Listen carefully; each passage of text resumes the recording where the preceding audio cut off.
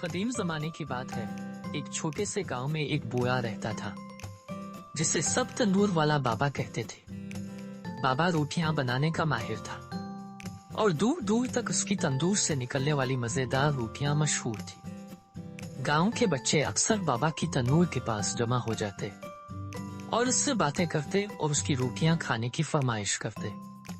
एक दिन एक बच्ची बाबा के पास गई और पूछा, बाबा, आपकी रोटियां इतनी लजीज क्यों होती हैं?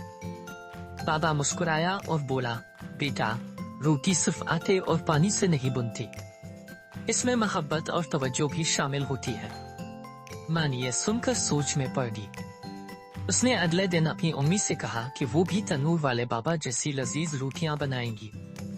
उसकी अम्मी हंसी और कहा, बच्चे, रोटी बनाने में वक्त और मशक लगती है। मानी ने हिम्मत न हारी और उसी रोज वो तंदूर पर रोटियां बनाने लगी, मगर उसकी रोटियां या तो जल जाती थीं या फिर पकती ही नहीं थीं। मानी मायूस होकर बाबा के पास गई। बाबा ने इसकी मायूसी देखी और तसल्ली दी। फिर से बताया कि तुंदी का राज आग को समझना है। आग एक तेज दोस्त है, लेकिन एक सख्त दुश्मन भी है। उसे न ज्यादा तेज रखना चाहिए न कमजोर।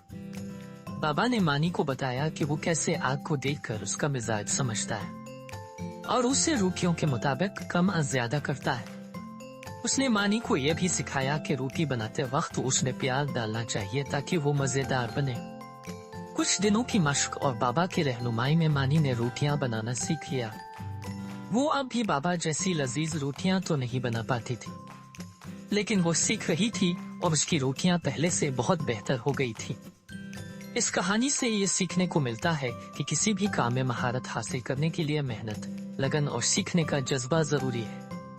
साथ ही ये भी सिखाता है कि मोहब्बत वो जादू है जो किसी भी काम को खास बना देता है।